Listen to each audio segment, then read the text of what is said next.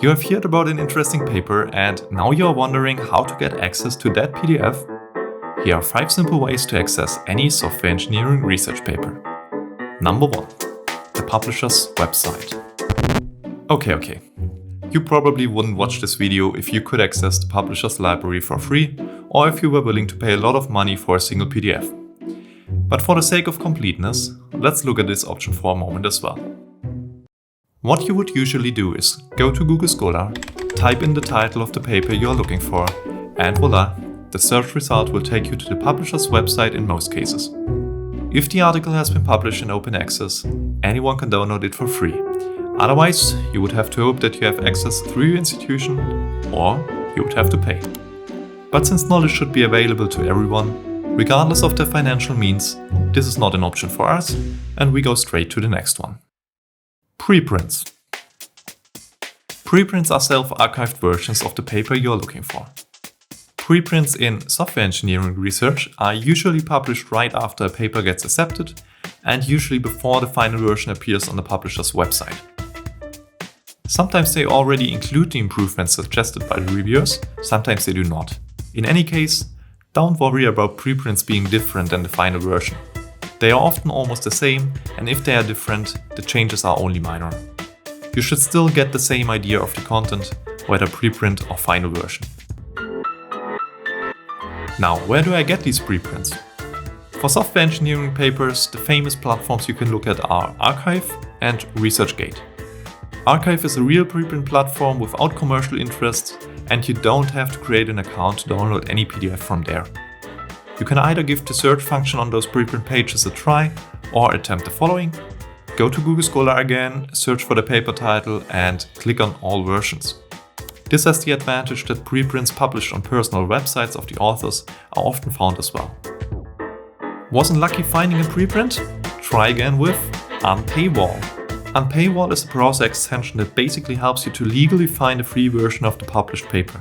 For example, for this paper, it shows this little sign on the right of my browser that when clicked brings me directly to the PDF. It is a preprint provided by one of the authors that you often would also find by clicking on all versions in Google Scholar as shown before.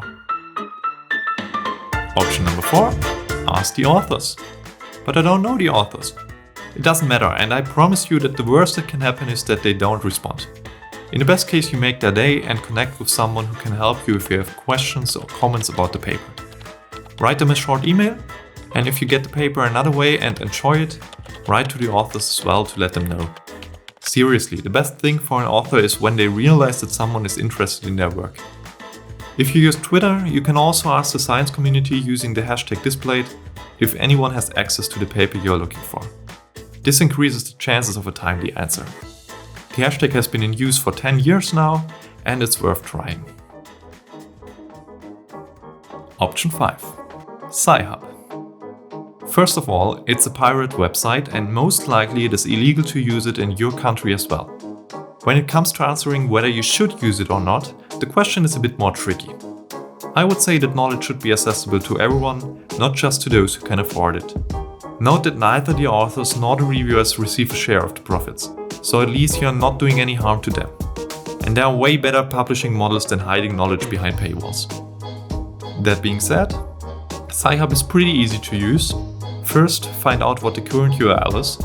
It changes from time to time since some institutions try to shut it down, but you can find a working URL on the Wikipedia page, for example.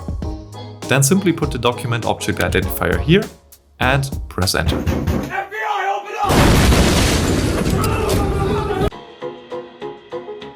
But remember, that's not legal.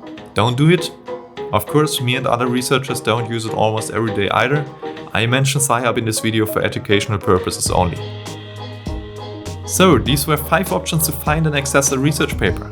But wait a second, I still have a bonus option for you on how to learn about interesting software engineering research.